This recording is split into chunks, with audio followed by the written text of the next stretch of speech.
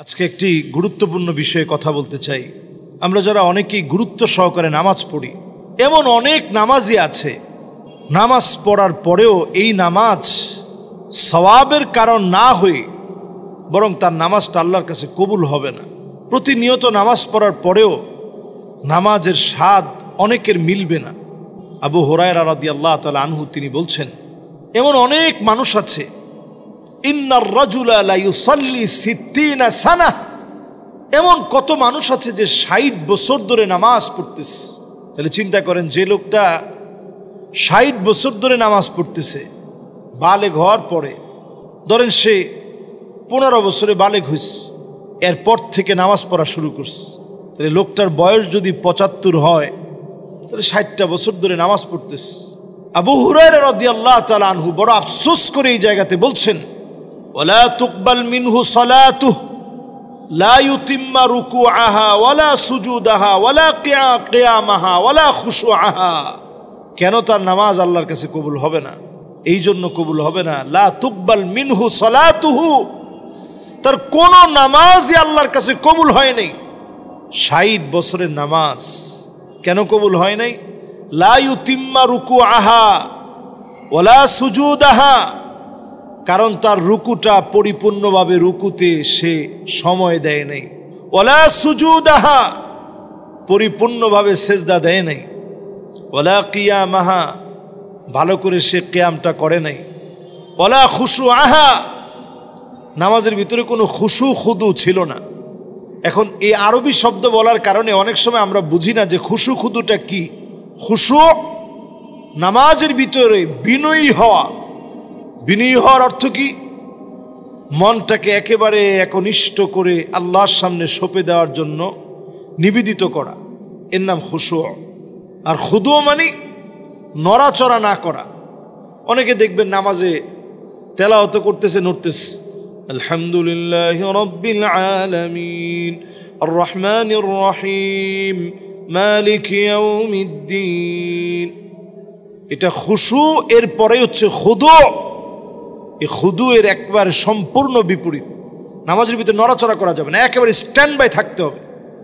আলহামদুলিল্লাহি রাব্বিল আলামিন আর রহমানির রহিম মালিক ইয়াউমিদ্দিন। এই খুশু খুদু যদি নামাজের ভিতরে না থাকে, 60 বছরে আপনার নামাজ আল্লাহর কাছে কবুল হবে না। এর পরের বক্তব্যটি সাইয়্যিদুনা ওমর রাদিয়াল্লাহু তাআলা আনহুর। ওমর রাদিয়াল্লাহু তাআলা আনহু বলছেন, ইন্নার রাজুলা লা ইউশিবা ফিল ইসলাম, ইসলামের জন্য চুল পাকিয়ে ফেলেছে। সুবহানাল্লাহ, ইসলামের জন্য কম করেন নাই, চুল পাকিয়ে ফেলেছেন, আপনি বৃদ্ধ হয়ে গেছেন। ওয়ালাম ইউকমিলিল্লাহ রাকআতান ওয়াহিদা, একটা রাকাত নামাজ আল্লাহ তার কাছ থেকে কবুল করেন নাই। আপনি সাধারণ কথা মনে করছেন, ইসলামের জন্য চুল পাকিয়ে ফেলেছেন, একটা রাকাত নামাজ আল্লাহ তাআলা আপনার কাছ থেকে কবুল করেননি। কেন? কারণ কি? সাথে সাথেই সাথের লোকেরা প্রশ্ন করলেন, কাইফা ইয়া আমিরুল মুমিনিন, আমিরুল মুমিনিন, এটা কেমনে হয়? লোকটা সারা জীবন নামাজ পড়লো, আল্লাহ তাআলা এক ওয়াক্ত নামাজ কবুল করলো না। সঙ্গে সঙ্গে তিনি বললেন, লা ইউতিম্মা রুকুআহা ওয়ালা সুজুদাহা, রুকু সেজদা ভালোভাবে করে নেই। আমরা রুকু সাজদাটা এমনভাবে করব, রুকুতে গিয়ে এত লম্বা সময়টা দেওয়ার চেষ্টা করব, পরিপূর্ণভাবে রুকুটা করব, সেজদাটা করব, না হলে নামাজ আল্লাহর কাছে কবুল হবে না। যত নামাজ পড়েন লাভ হবে না। একই বিষয় ইমাম গাজালি আলাইহির রাহমাহ তিনি বড় চমৎকার কথা বলছেন।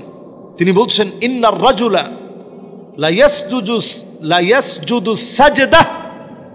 ইমাম গাজালি আলাইহির রাহমাহ তিনি বলছেন, ইন্নার রাজুলা লা ইয়াসজুদু সাজদা, যখন কোনো ব্যক্তি আল্লাহকে সেজদা করে, সেজদা দেয়, ইয়াযুন্নু আন্নাহু তাকাররাব বিহা ইলাল্লাহি সুবহানাহু ওয়া তাআলা, সে ধারণা করে এই সেজদা দেওয়ার মধ্য দিয়ে আমি আল্লাহর নৈকট্য অর্জন করব। এই ধারণা থেকেই সে আল্লাহকে সেজদা দেয়।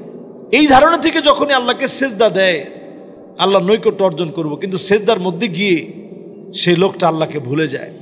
ওয়া ওয়াল্লাহি লাউ ওয়াজআ যানবা হাযিহি সাজদা, এই সেজদা দেওয়ার সময় যে গুনাহগুলো সে করছে, সে যদি বুঝতো আলা আহলি বালদাতিহি লাহালাকু, পুরা এলাকার মানুষের মধ্যে যদি তার গুনাহটা ভাগ করে দেওয়া হতো, পুরা এলাকার মানুষ ধ্বংস হয়ে যেত।